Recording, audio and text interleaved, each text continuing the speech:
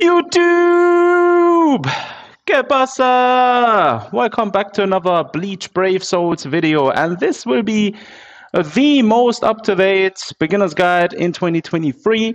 I'm going to be breaking down every little aspect of the game, going to be showing you everything you need to know about the game in order to have the best start, in order to know exactly what to do and how to best progress in the game, right? And first of all, what is Bleach Brave Souls actually? What kind of game is it? It's basically a gacha game, which basically is it's a collection type of game. So basically, you want to collect your favorite characters, you want to collect all the characters, level them up, you want to collect accessories. If let me quickly show you. So if you head over to characters, as you can see, there is a wide variety of characters you can collect inside the game. Obviously, going with that, there is character materials which you need in order to level up your characters. Then it has a pet system, like a familiar system, it's called in the game, where you have a little pet that walks around with you, and that also has some extra skills and stuff with it. Obviously, these have familiar materials too. Then you have accessories which you can collect and level up and equip to your favorite characters, and obviously accessories play a huge part in the game, determining how strong your characters are. Then you have materials for your accessories, obviously, and then there is a lot of different other aspects in terms of character building and strengthening your characters. The game has PvP, so you play Brave Battles, it's called. You play in ranks and leagues against other players trying to climb up the ranks. It has player versus player mode in lifetime, where you play live with other people across the world. It has co-op option where you play together with other people, co-op quests, trying to beat, for example, Epic Raids, which is a huge boss where a squad of 6 is trying to beat this boss in a certain time limit. Then you have a guild system, an internal guild system where you play daily guild quests together with other guild comrades and try to climb up the guild rankings and make your guild dominate all of the other guilds. It has events, limited time events, and special events which come on different occasions and different times of the year. It has special events, for example, during end of the year or during anniversary, which is usually around August. And it has loads of aspects. It has a friend system in this game where you basically can have friends in the game and play together with friends, and once you played with friends you get bonus materials and points from it. So as you can see, it's a very diverse and very large game, considering it started off as a mobile game and it's now available on literally every platform, PlayStation, PC, and so forth. So that's basically Bleach Brave Souls.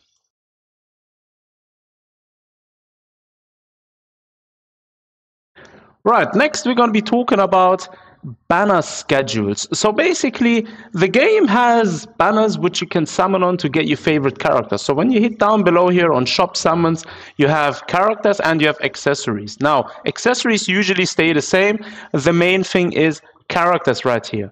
So the banner schedule in this game is pretty much very overseeable. You have usually 2 banners in a month, which is once you get the mid-month banner, which usually drops around the 15th of any month, and we usually get news around which characters are going to be appearing in those mid-month banners around the 12th, 13th of any month.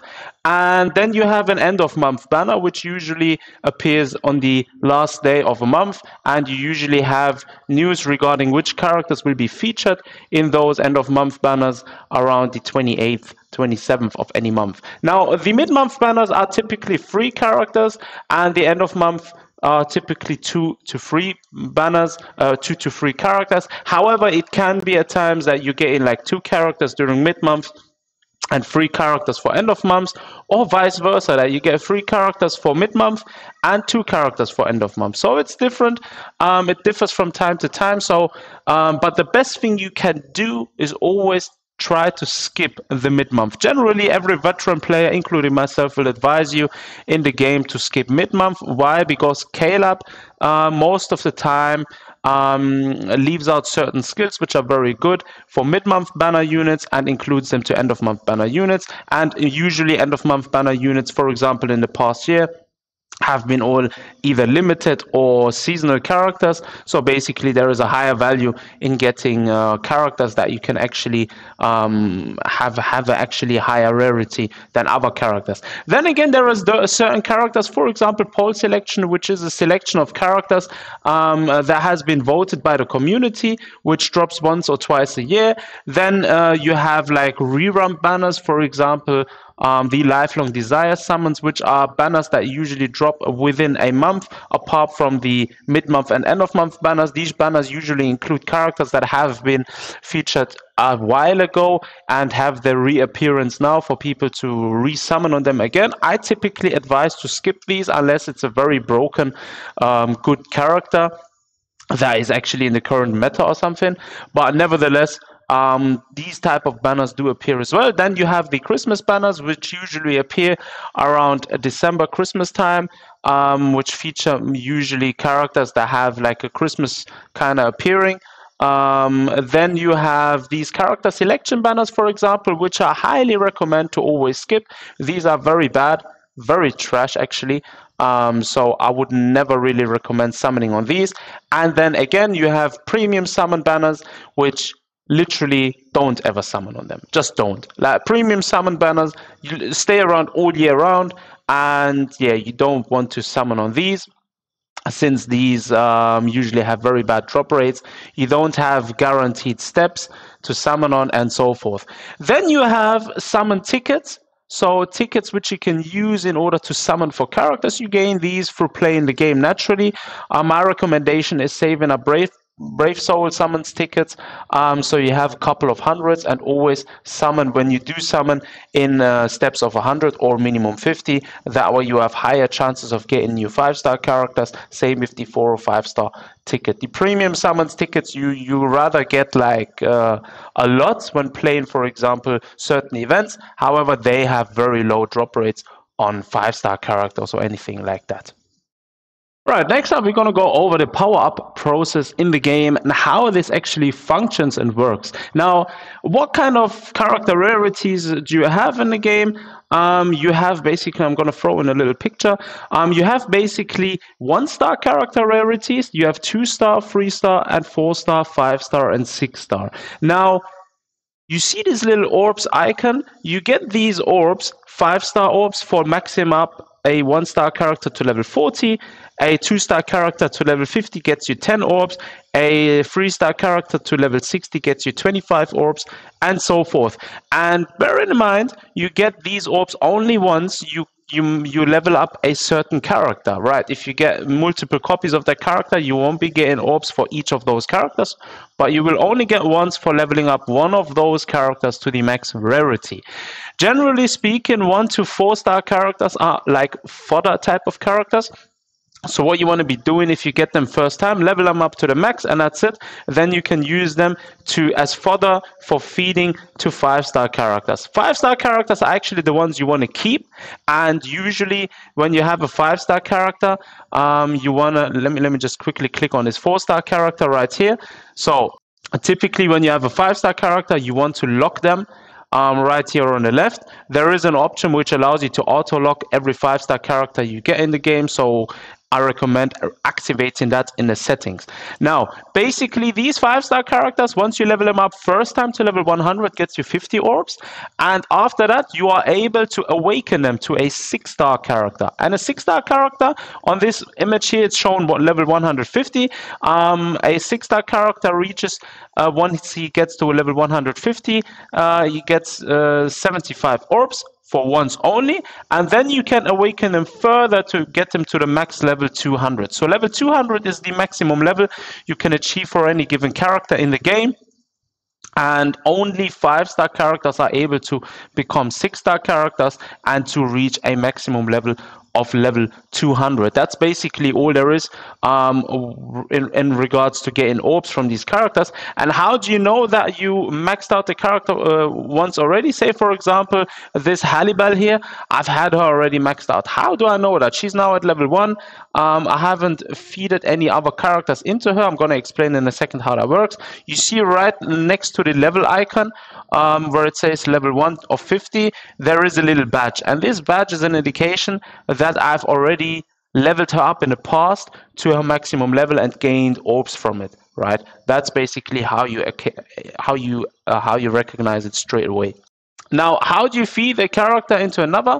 Basically, these are all dupes of Halibel, and all of these characters have already attained max level 1s. Now, if I click on Halibel again, and then go on Augment. Augment is basically where you work with your character. Now, as you can see, I can feed Halibel into her, and as soon as I do that, the special move increases because I'm using the same exact character, which basically means if you use the same exact character to feed into another, your special move increases.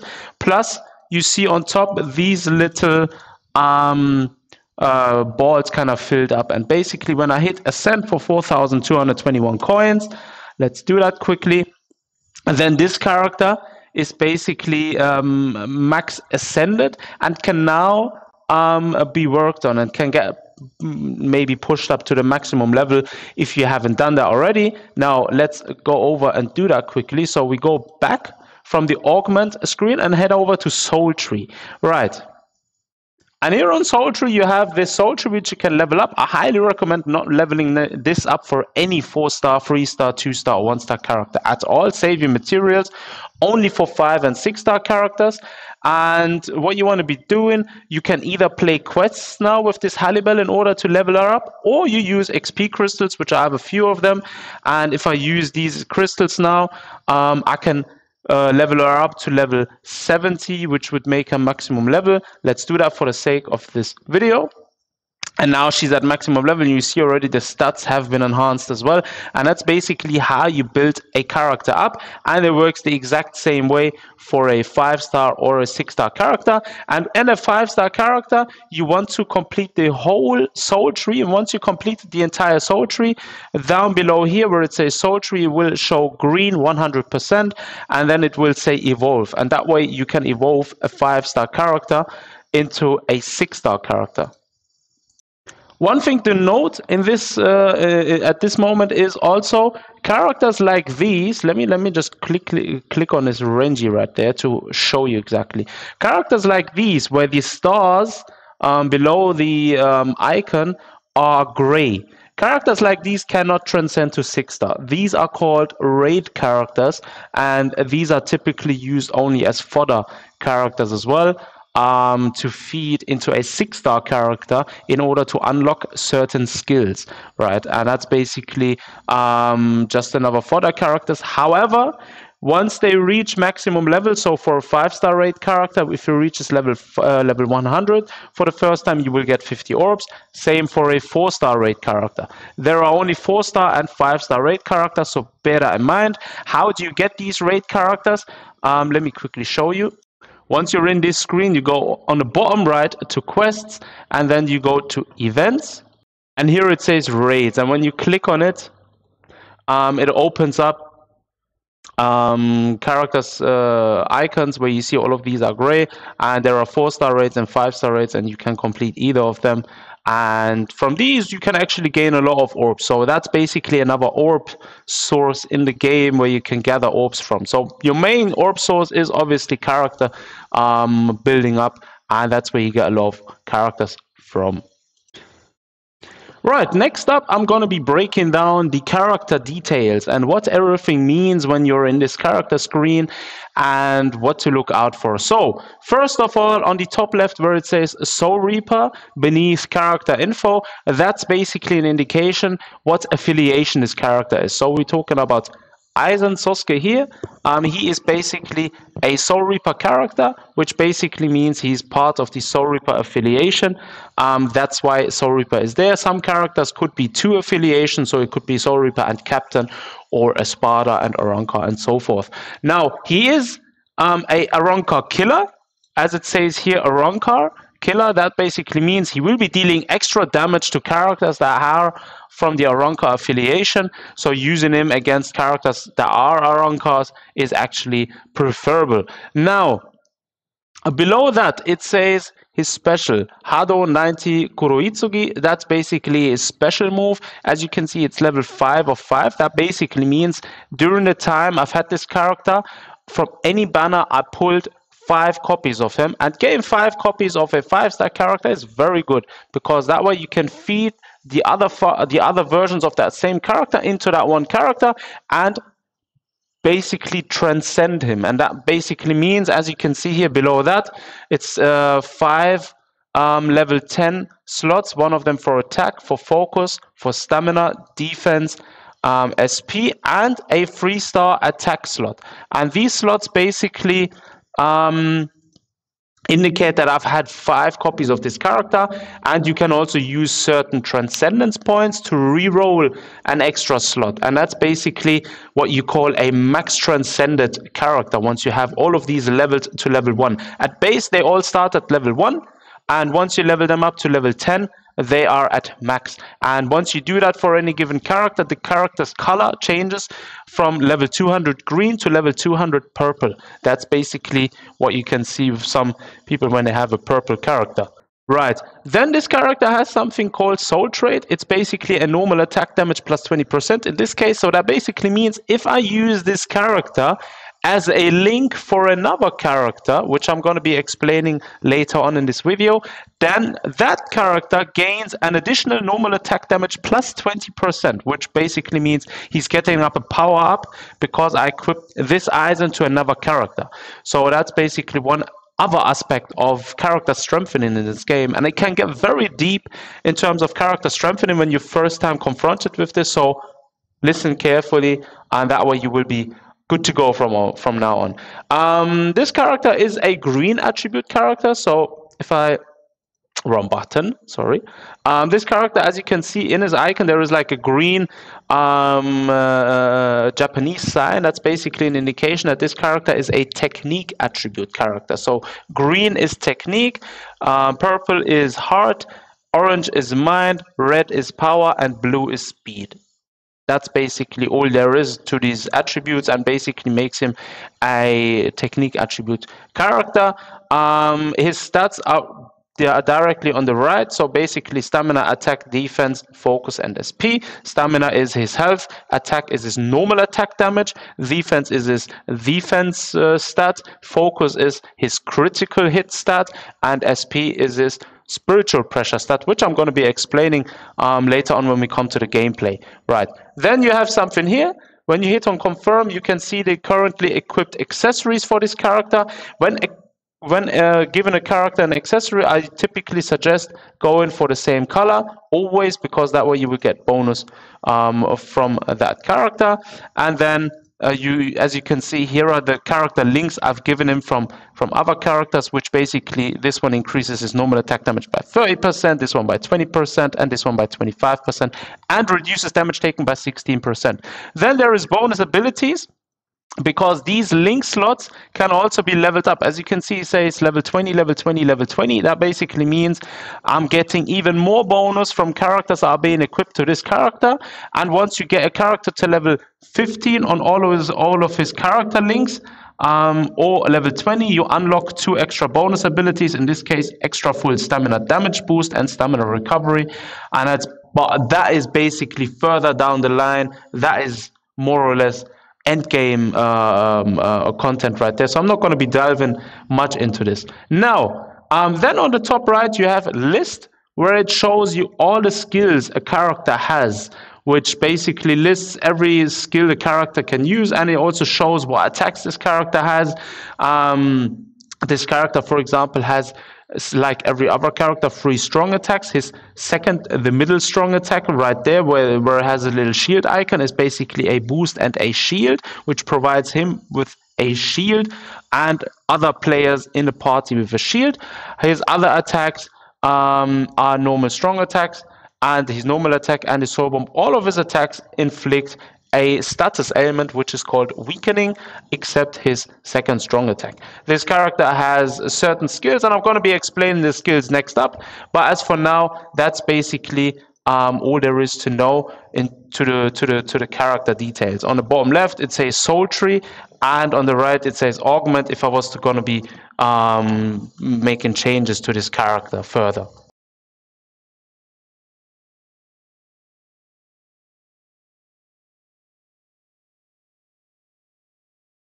So next up, we're going to be talking about the skills. So I've already explained everything regarding the details you see in these screens.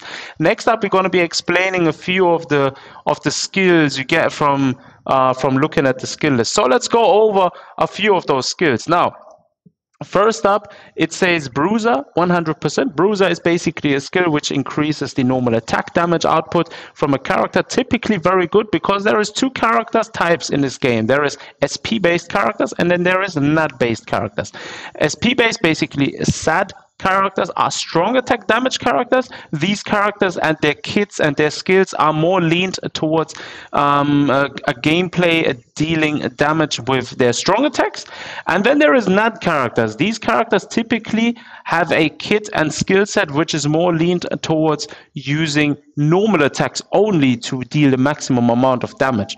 And this Aizen is a NAD character, basically makes him a normal attack damage character, and he is actually the best one in the entire game at the moment. And that's why his skill, for example, a gauge effect, he also has a gauge mechanic, which basically once that gauge is filled, he deals an additional damage 100% on his normal attacks, which basically means Bruiser, and he also reduces the damage taken by 50%.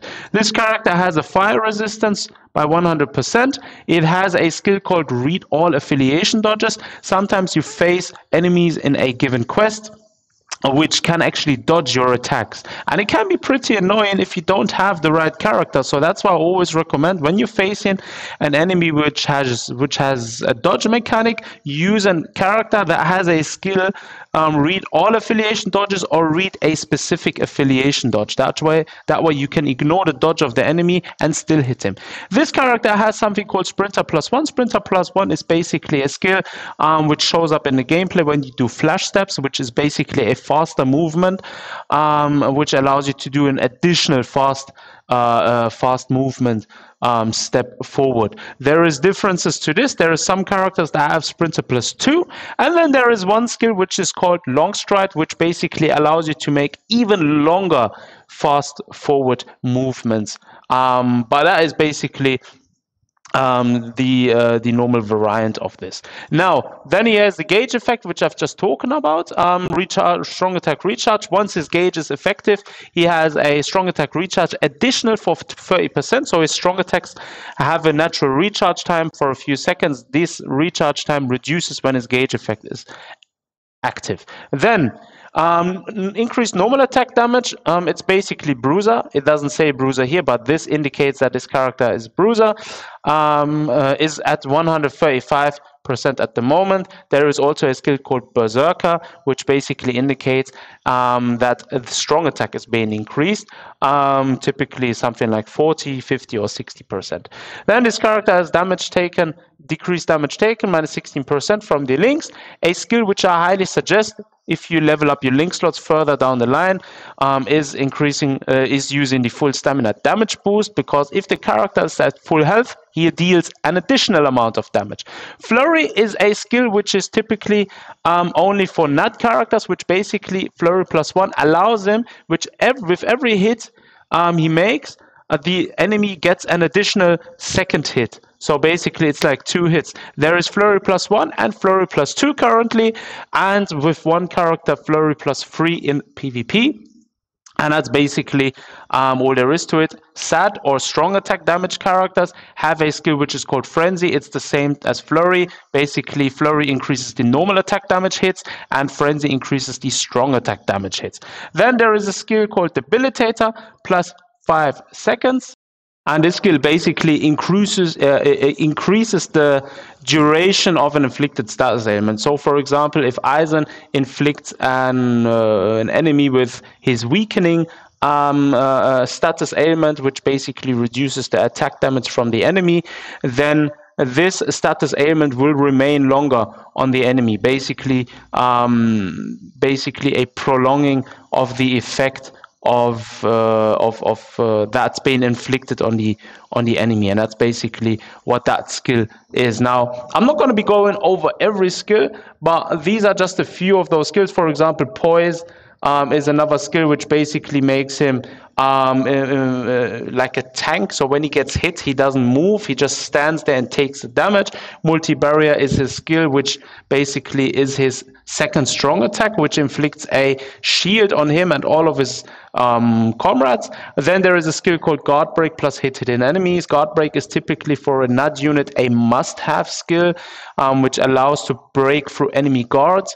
And hit hidden enemies is also very useful, which allows a unit to hit enemies which are hidden in the ground. And I'm going to be showing you all of that in a second when we come to the gameplay mode. Right, next up I'm going to be showing you the different attack unique attacks a character has. Right now, first of all, as you can see, this fast forward, that's what I was talking about. That is basically Sprinter. And this skill basically, or this mechanic basically allows you to move faster forward. During a gameplay, you are able to switch between comrades during the quest, so you can choose your different team partners. In this case, I like to play with the Eisen, and you have your 5 attacks. You have also a button which includes an auto feature, so if I activate that, he will attack automatically and run around automatically as well. The normal attack basically deals the normal attack damage. That's basically this one. If I do his first strong attack, it will look like that. His first strong attack is activated. And as you can see, there is a cooldown immediately, and this cooldown takes a few seconds. Then his third strong attack is basically a full screen animation typically. As you can see, he's a NAD character, so his strong attacks don't do as much damage as his main attacks.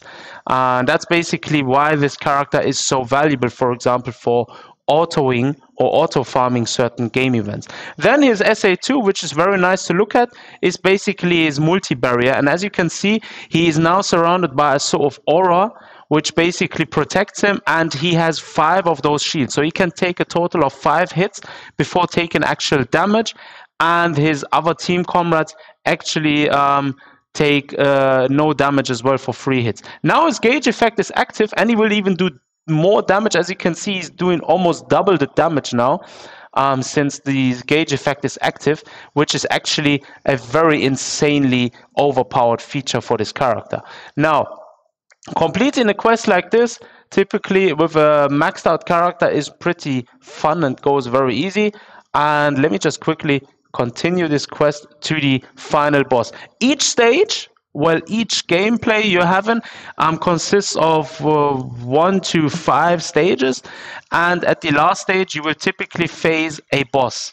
And this boss is mostly stronger than the rest of the mobs.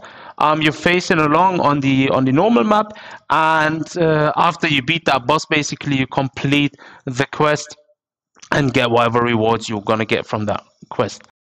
Right, so he should be on the next stage.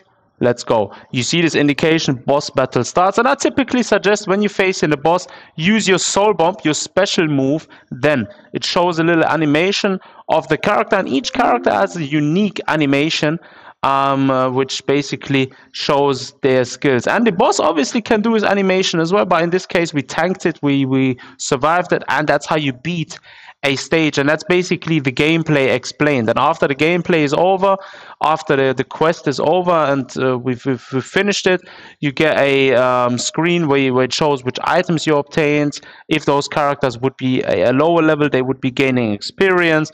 You get gold coins from a quest like this, and since this is a special event, I'm also getting some event points from it.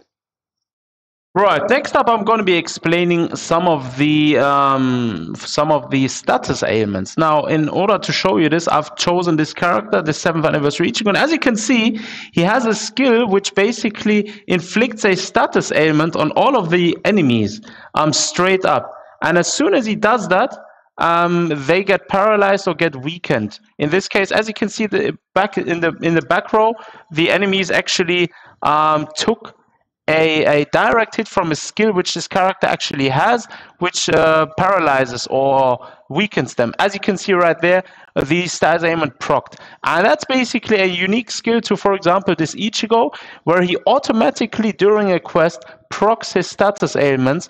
And whenever he procs his status ailment, he also gets an 80% damage increase boost on his strong attacks. And this character, for example, is a strong attack character. And he also has different animations for his attack. So every character has different animations and has its own fun, unique play style. Now there is different status ailments that can be inflicted throughout a game. For example, Ichigo you've just seen, he inflicts a status ailment which is called Paralyze, which basically freezes the enemy or paralyzes them for a couple of seconds. Then there is a status ailment called Weakening, where the enemy's damage will only be doing one hit damage to you once he's weakened. Skills like Burn, for example, status ailment which inflicts a burn, burning on the enemies, which basically damages them over time. Then there is Freeze, which is similar to Paralyze, which basically freezes the enemy. Confuse, which makes them miss hits and maybe even attack their teammates. So these are basically some of the status ailments there are, and it's always preferably playing with a character that has one or two status ailments, because that way you make your gameplay a bit more enjoyable and it becomes much easier to finish certain quests.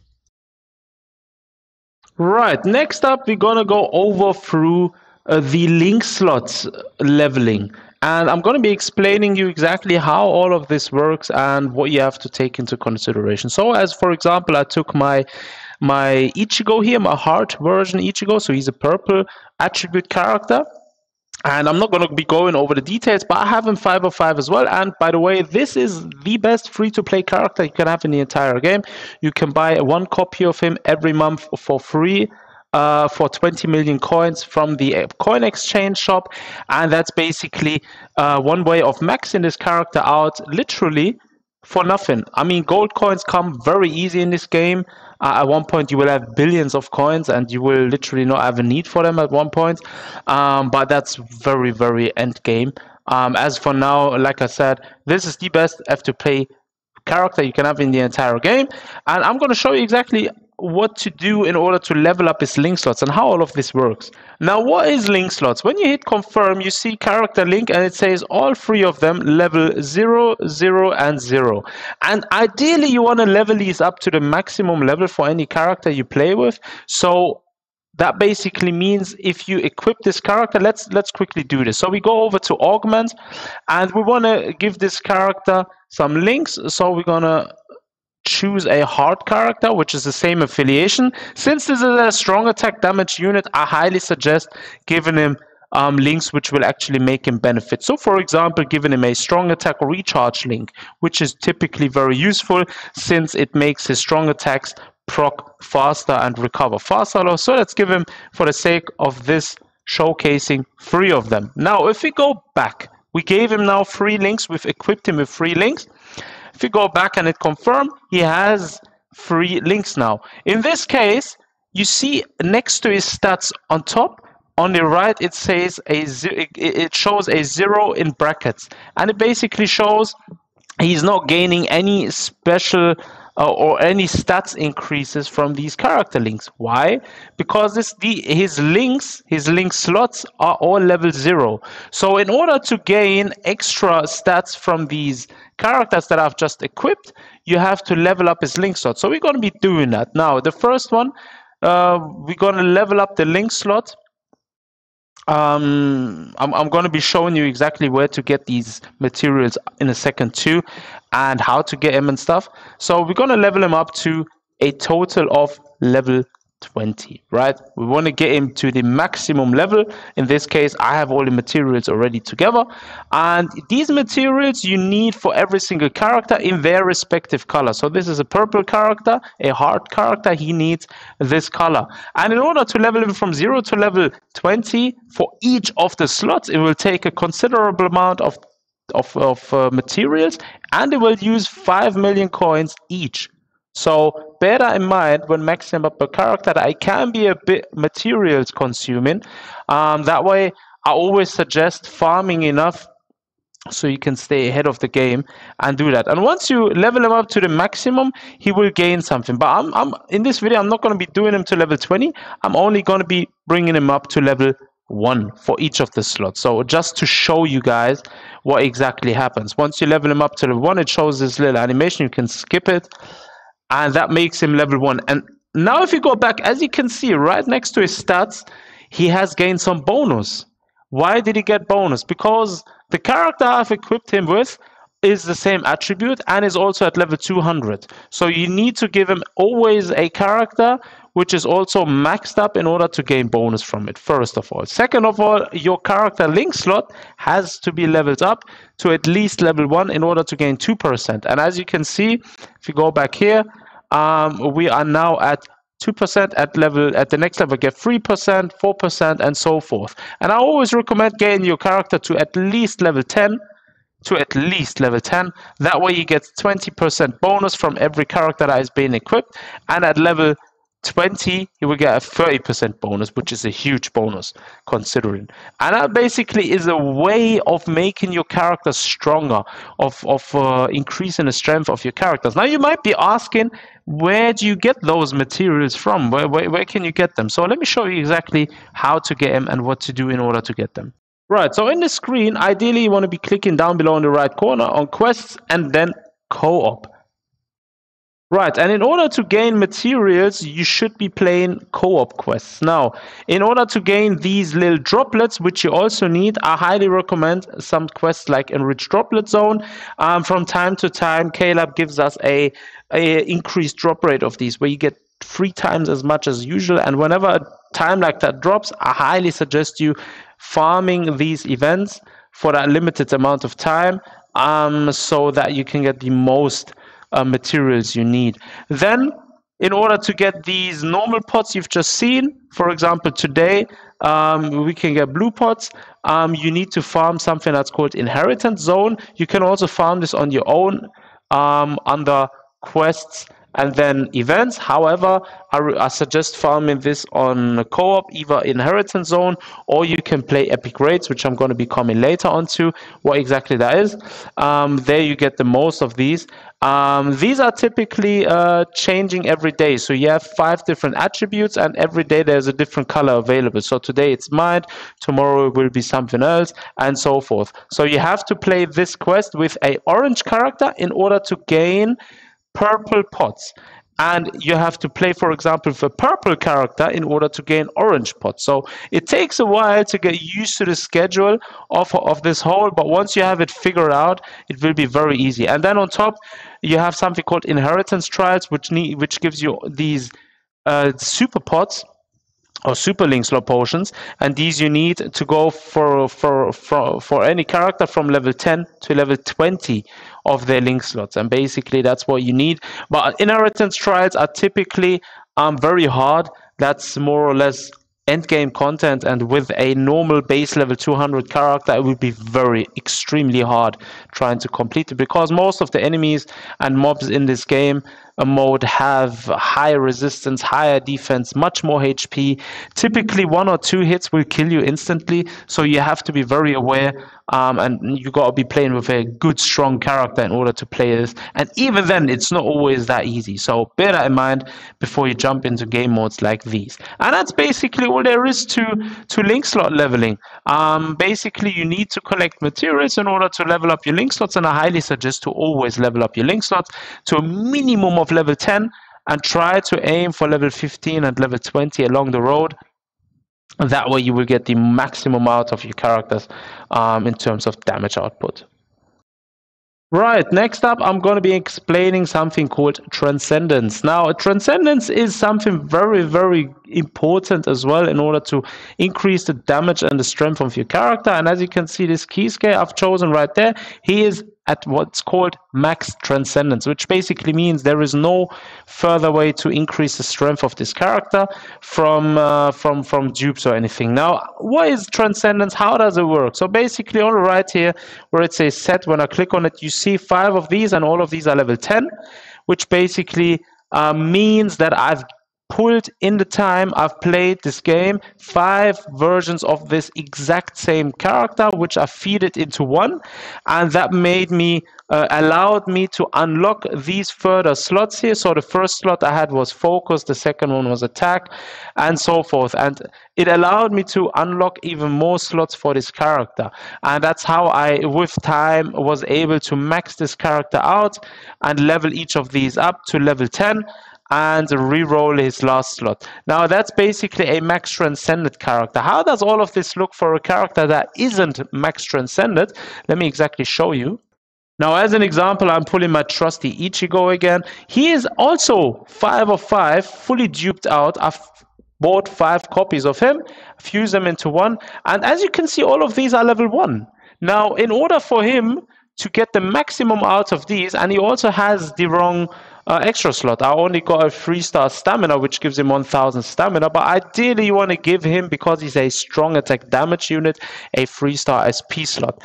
Now, with these slots, you have to be able to level them up to level 10, and this will cost you materials. And as you can see, if you have all of these scrolls required to level up a character, and you have these Hogyukus and these Hogyuku's wills, these are little orbs you need as well, and these transcendence and essence scrolls, it's called the black scroll right there, then you're able to level up a slot to a higher level.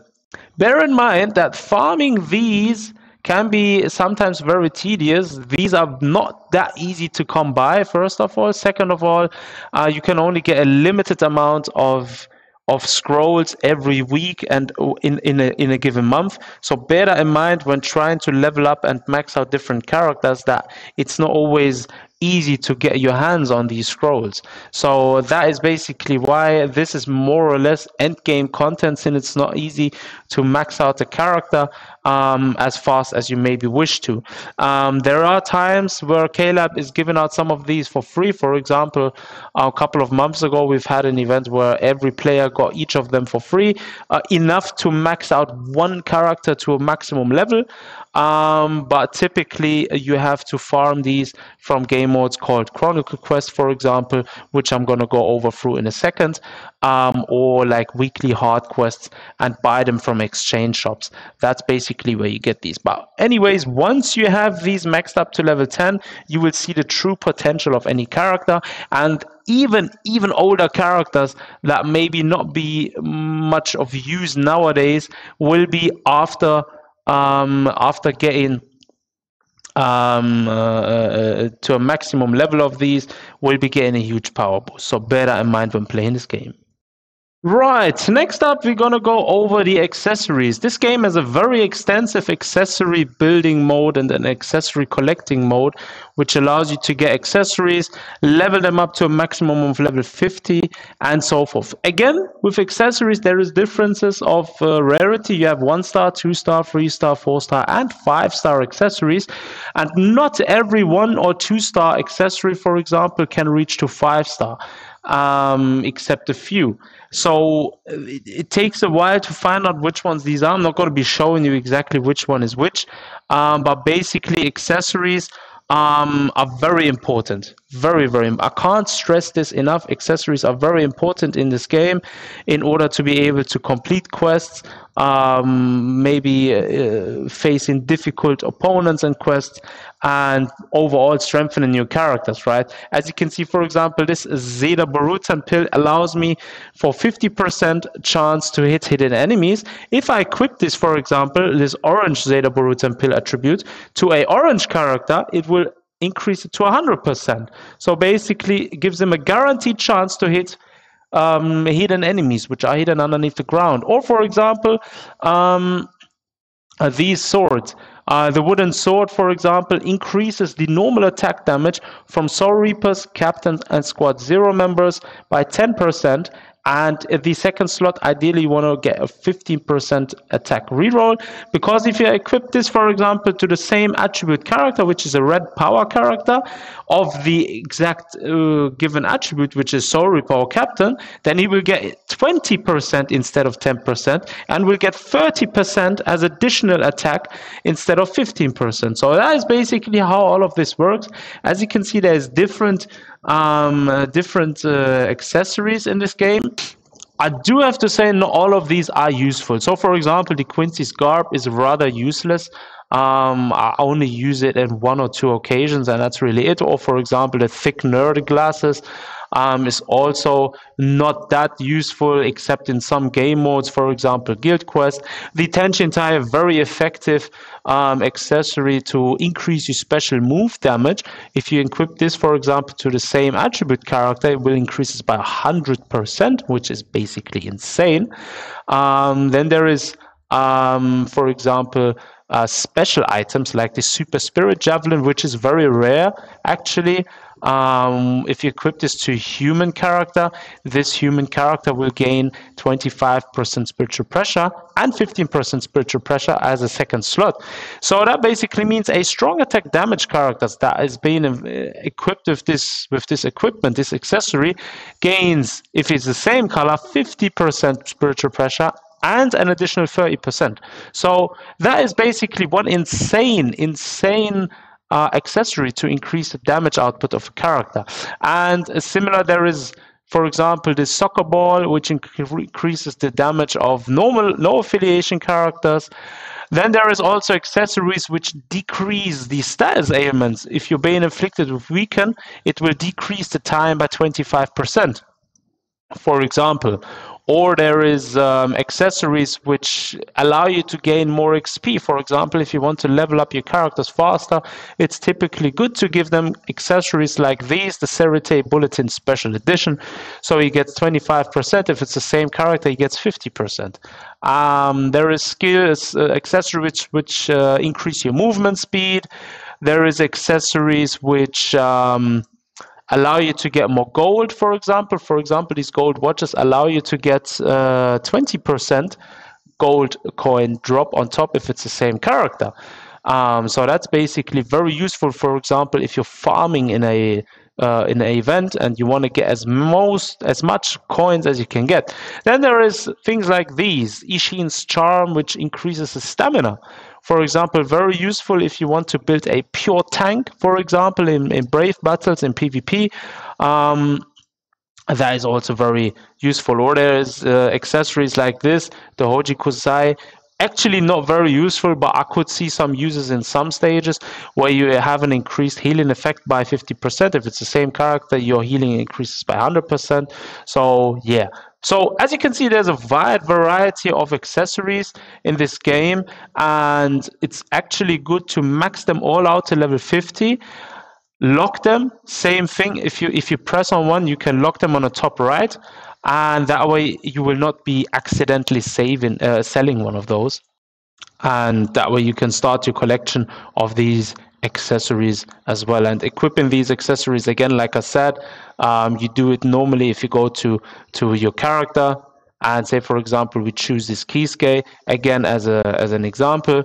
Once you go to augment, under accessory, you can actually choose the accessory. So I always suggest, since he's orange, choose orange as color and only equip him with the same color accessories. That way you will get the most benefit from it. As you can see, he gains a bonus from it in order to be at maximum damage output, basically.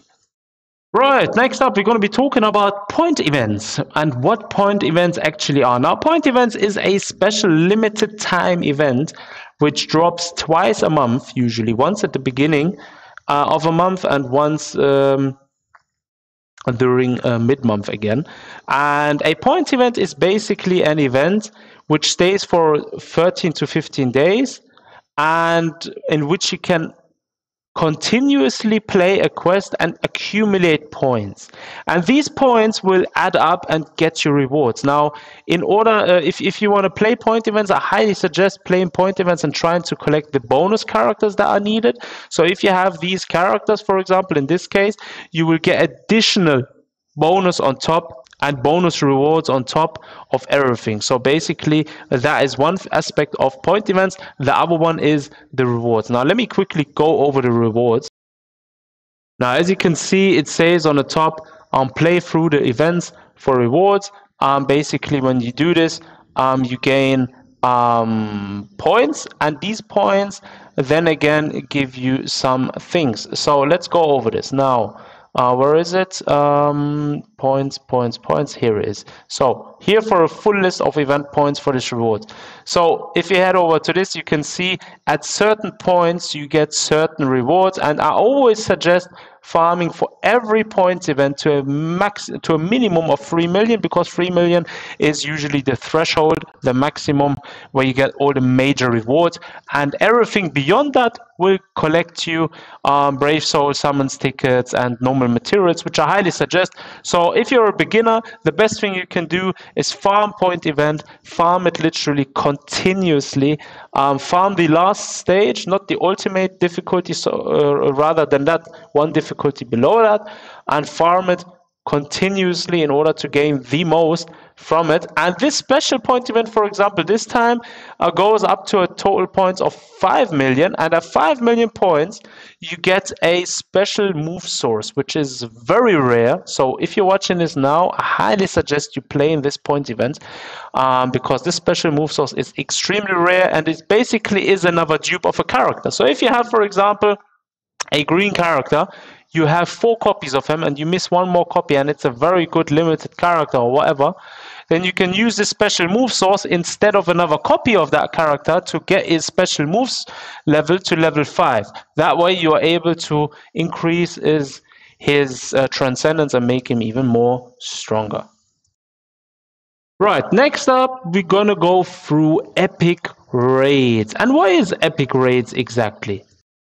Now, epic raids is basically a co-op quest you play with others together, and it's basically a fight where you fight with 6 other players against a huge boss. And this boss usually has a huge amount of HP, and has sustained survivability, and basically is able to take a lot of hits. Now let's open up a room for the sake. Now you can either join a room, if for example, let's look for a room to join.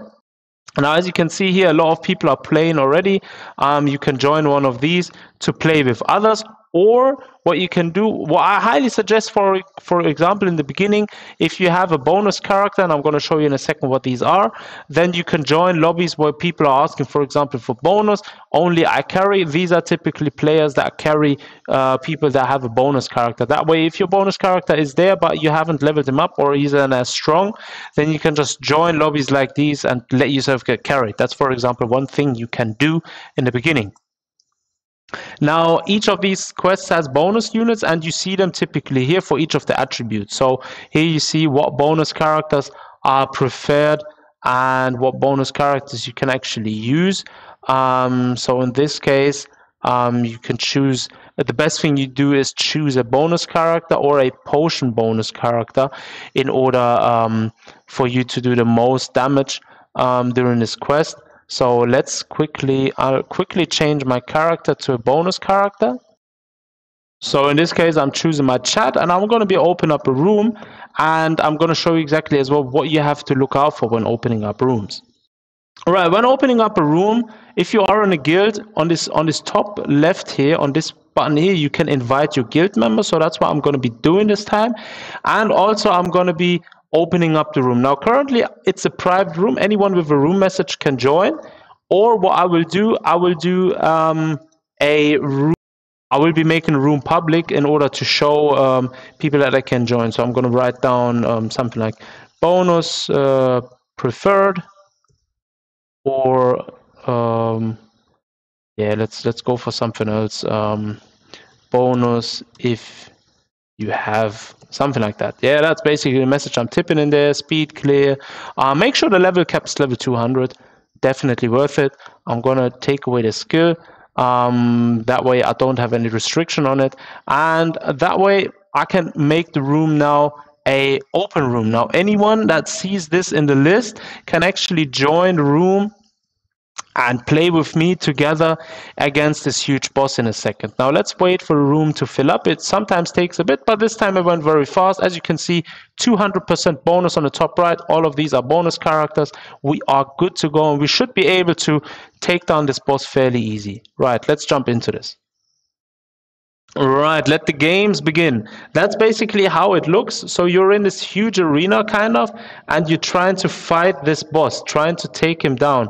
By the way, you have to avoid getting hit from his attacks because his attacks do typically do a lot of damage. As you can see, I died. I died even myself right there because the strong attack I've chosen basically made a lunge forward, which basically threw me in the line. So whenever an enemy is throwing these purple attacks, you best to avoid them because that way you will not be getting caught in an attack which will instantly kill you.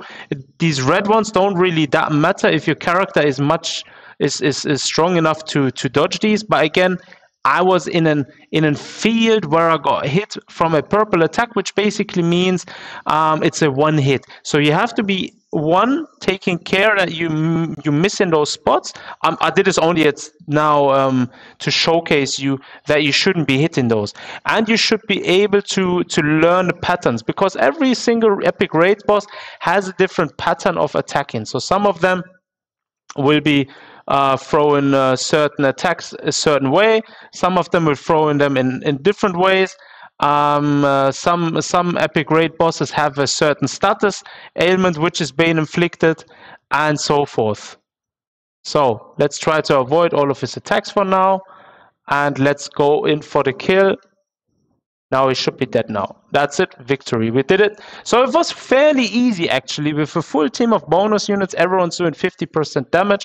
You're fairly easy going to beat a boss like this. But bear in mind, there is 2 epic raids. So usually schedules within a month.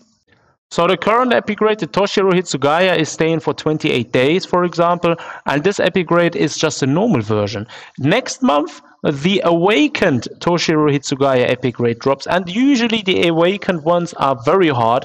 They are typically much more aggressive when playing, much harder to beat actually, since they have a lot more HP, which basically makes the survivability up even more, and so forth. So basically, but the best thing you want to be doing is farming epic raids every month as much as you can, and as soon as you did that, you basically want to be able to buy everything in the shop. Now if you head to the exchange shop, let's go to the Toshiro Hitsugaya exchange shop. You want to buy everything that is in here. Now these spirits and stuff, I don't need them because I already have them. But for example, this mini Toshiro, I'm definitely going to buy another one of those. I do want 2. But typically you want to buy everything in here because these are valuable materials. For example, these scrolls, I've got a lot of them, that's why I don't need them anymore. But if you're a beginner especially, buy every one of them. To buy all of them, it does take a lot of medals to exchange, but definitely worth it. Coins I would typically leave for the last and just buy everything else. And yeah, that's basically it. And one good thing about epic raids is the potions you get from there are basically the potions you need to level up your link slot levels for a character. That's why you could also play a lot of epic raids, for example, with a team, in order to collect even more materials to strengthen up your characters even further. So that's why epic raid is a huge part in the game. Now another event which is timely based is Extreme Co-op. Extreme Co-op usually drops every month on the 18th, I believe, and the 19th, and it usually stays for like a week and a half usually. And it's basically a special event where you can farm certain materials which you need for accessories, and farm medals which you can use in an exchange shop to get very valuable materials. So I highly suggest farming Extreme Co-op. How do you take part in Extreme Co-op? You have to be at least on the 7th seat from the PvP. So if you do Brave Battles, which I'm going to be explaining in a moment, you have to climb the ranks up to the 7th seat at least in order to participate in Extreme Co-op. Extreme Co-op is a co-op event, so you play it with other people together, other players together, and it usually has an attribute which is boosted. So the last Extreme Co-op, as you can see here, was Technique attribute boosted, which is green, but they usually vary. So the next one could be power boosted, the next one could be heart boosted, whatsoever. So watch out for these. Try to always remain in 7th seat at least. I highly suggest 7th seat always, because that way you're always able to take part in Extreme Co-op. Now, another very huge aspect and actually end game must farm content is Chronicle Quest. Now, what is Chronicle Quest? Where do you find it? Chronicle Quest, if you go down below on the right to Quest, you see on the top right Chronicle Quest. Now, if you click on that, it takes us to the Chronicle Quest Central. And basically, Chronicle Quest is similar to a story mode, kind of. You play through these different stages, try to complete achievements to unlock the next one. Some of these require to play with a specific character, and then you have a final stage and a free chapter which you can complete as often as you like. And basically the main objective of Chronicle Quest is to literally finish it. So there's 3 parts and missions which you can finish. Now, finish all the missions, the parts are there. So you have part 1, part 2 and part 3, and I highly suggest clearing all 3 parts. So let's swap over to part 1, for example. Now, Chronicle Quest is, why is it so important for Chronicle Quest? Because you see on the top below this these little sachets right here, which I'm collecting. I'm always suggesting to collect for each part, farm Chronicle Quest as much, so you can have 5k of each, and that you do for each of the parts. So you do that for part 2, part 3, and so forth. And once you have done this for every single part, yeah, say for example you got your 5k ready for each part, you want to exchange them all. You head over to the exchange shop, and that's where you get these scrolls and other scrolls. I already bought them, so I don't need these scrolls right now because I've got a few of them.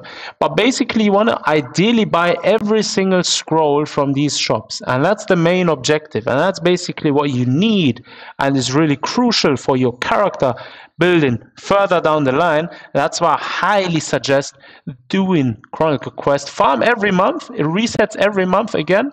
So farm every month to 5k and buy every month everything from these 3 shops. As you can see, part 1, 2 and 3 each have their own individual shop. Each of them have the same items. So buy every scroll item you can from the shop part 1. You can also buy orbs, which is nice.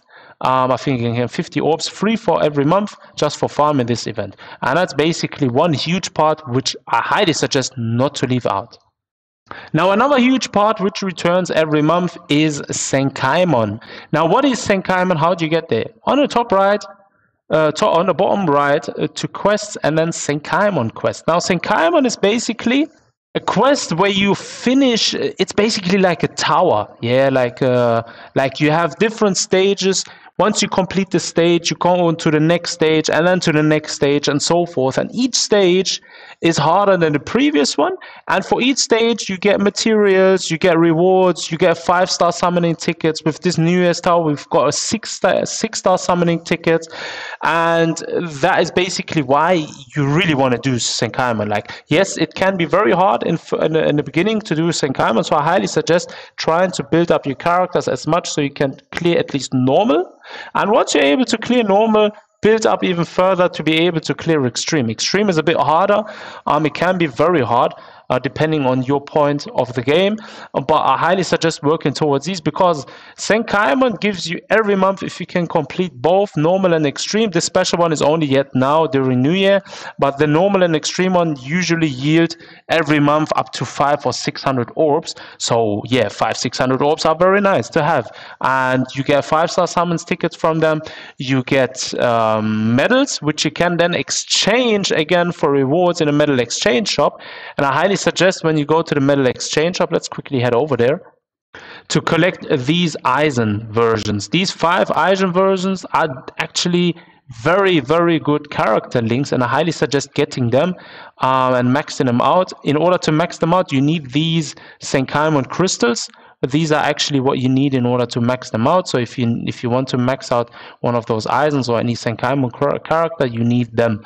And that's basically the first thing you should be getting from here. Accessories you don't need, and I don't suggest getting a 6-star summon tickets from here. But that's basically Senkaimon.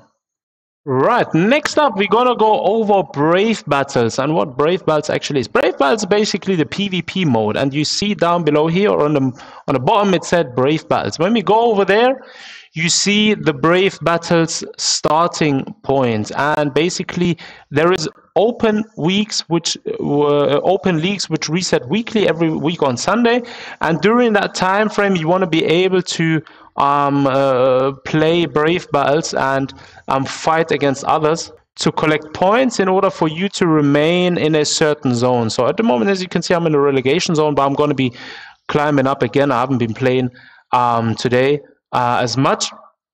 But as you can see on the right, you see like a list of opponents. You want to be able to take them out and beat them. For example, here you have I always suggest also checking out the enemies and see if you can face them. For example, for this one, I'm choosing this team.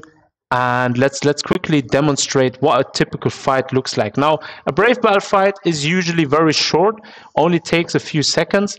And that's why I always suggest also using like the current meta characters, which are either meta at the moment or whatever. Check my other videos for that. I already did a few videos which teams you should be choosing and which teams I suggest, and always try to have different teams for different opponents. Because, for example, with this team, I won't be able to beat everyone. And similar with a team like, I don't know, like this, I won't be able to beat everyone. Or with a full invincibility team with like this, I won't be able to beat everyone. So build different teams and try to choose your opponents wisely, because matchup is very important in brave battles. And if you're not seeing a matchup right there which you would like to face against, hit refresh for 300 coins only and look for the next one. And you can keep doing that until you find an easy opponent which you want to beat. And that way, say for example, Cypher down below here, he seems pretty whack. So we can actually try and hit him up. So what we're going to do is we're going to get our SP team out. We're going to put Yiwach against his Yamamoto, since his Yamamoto has an invincibility. And we're going to try to beat him with this team. Now, we should be able to beat him fairly easy. Let's see. Yes, Eisen already took care of... yes, and we did it. Eisen took care of his Yiwach. Ichigo took care of his Chad. And you have to take care of Yamamoto, and that's how we do it.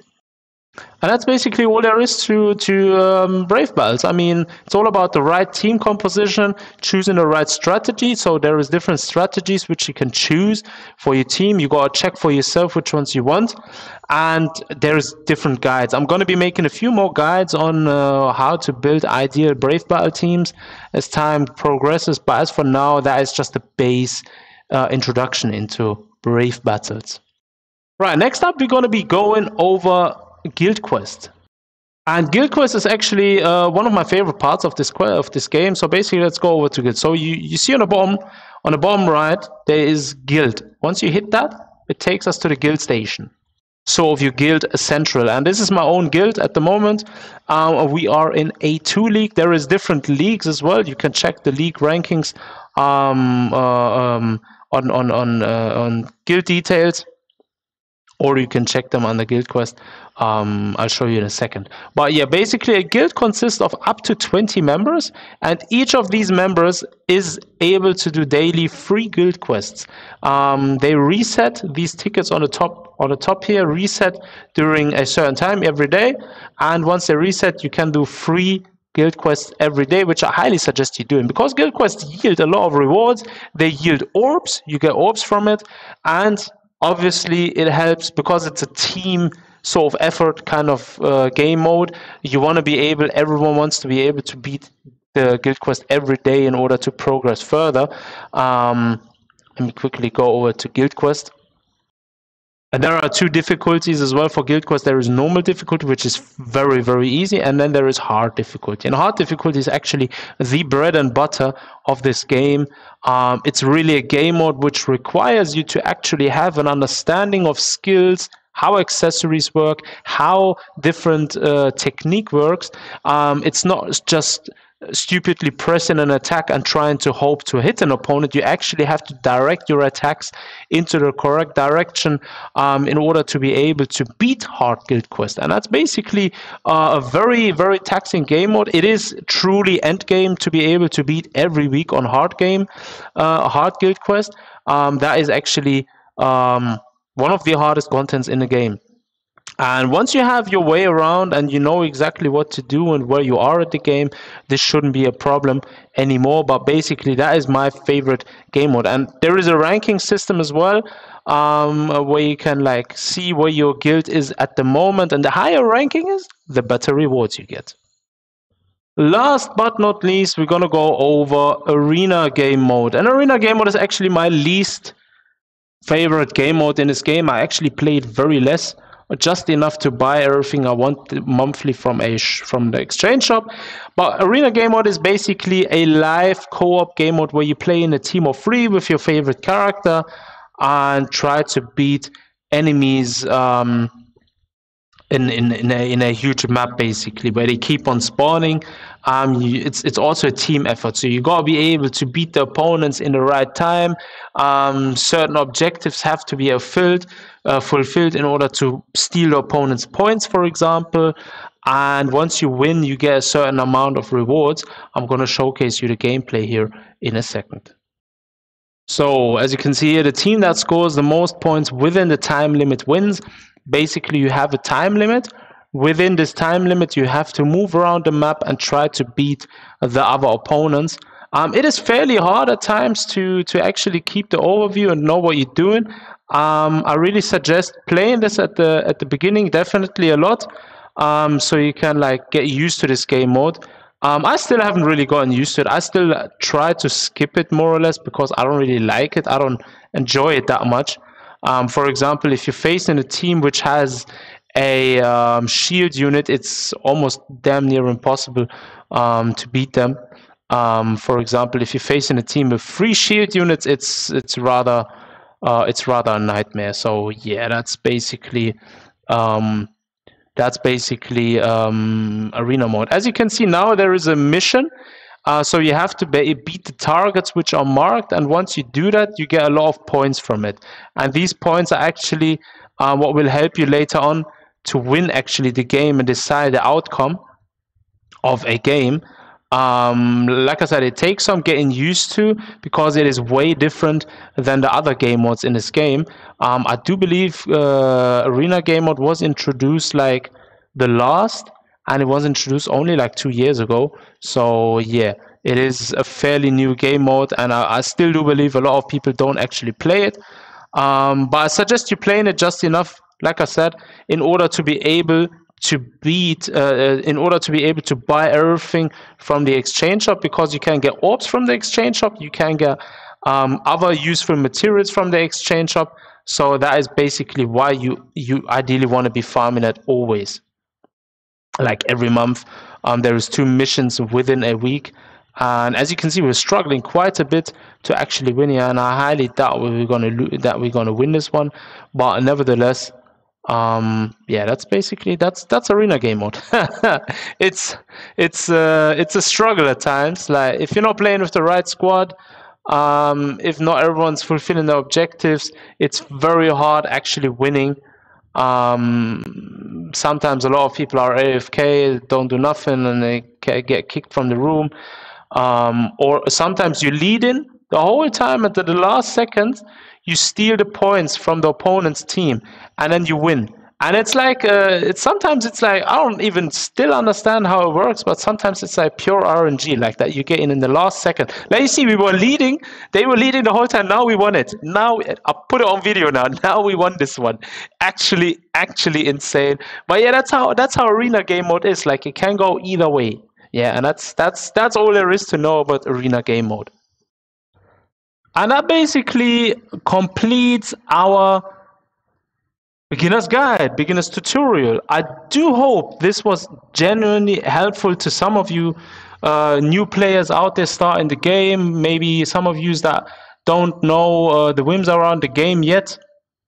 And I try to keep this updated every year at the beginning to make a newest one up to date, because a few things change around the years, so that's why I do like to keep this up to date. Drop a comment down below, let me know what you think about this beginner's guide. If I missed something, do drop a comment. Correct me if I did say something wrong. And as always, don't forget to smash the like button, don't forget to sub. Take care of yourselves, and I'll see you guys next time.